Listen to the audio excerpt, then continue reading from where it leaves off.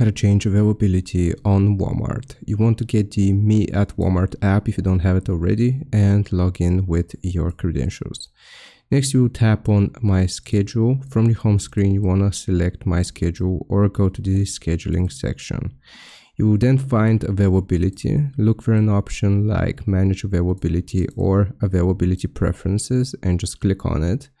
Then you will edit your availability, choose the days and times you're available or not available. You can adjust each day individually.